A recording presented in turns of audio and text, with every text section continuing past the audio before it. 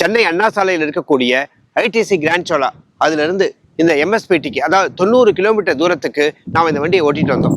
ஏறக்குறைய எந்த அளவுக்கு ஒரு ஃபீலிங் கிடைச்சதுன்னு கேட்டால், ஒரு மிகப்பெரிய ஒரு சினிமா நட்சத்திரங்களோ இல்லை கிரிக்கெட் பிளேயர்ஸோ வந்தால் 1 கிலோமீட்டர் தூரத்துக்கு நடுவில் சில பேர் நிறுத்துவாங்க, செல்ஃபி எடுப்பாங்க, விசாரிப்பாங்க, ப்ளசன்டீஸை எக்ஸ்சேஞ்ச் பண்ணிப்பாங்க.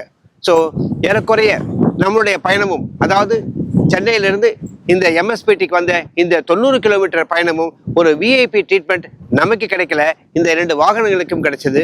பார்வையாளருக்கு கவரக்கூடியது என்பது என்னுடைய பார்வை தான். பல பேர் இது என்னங்க இது லாம்போகினி மாதிரி இருக்கு, ஃபெராரி மாதிரி இருக்குன்றலாம் ரொம்ப மிகை உணர்ச்சியோடைய பல ஆர்வத்தை வெளிப்படுத்தினாங்க. ஸோ இதோட டிசைன் என்பது எடுப்பிலேயே 5 அவுட் ஆஃப் 5 வாங்கிடுச்சு.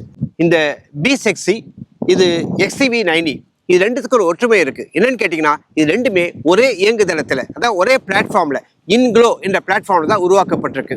இந்த இன்க்ளோ என்பதிலே ஒரு அழகு இருக்கு, இந்த பெயர்லேயே ஒரு அழகு இருக்கு. என்னன்னு கேட்டீங்கன்னா, உலகத்திற்காக இந்தியா கொடுக்கக்கூடிய புதிய பிளாட்ஃபார்ம் அப்படின்னு சொல்லலாம். அதாவது உலகம் என்பது குளோப், இன்னும் இந்தியா, இன் குளோப், இதுதான் இந்த பெயருடைய அடையாளம்.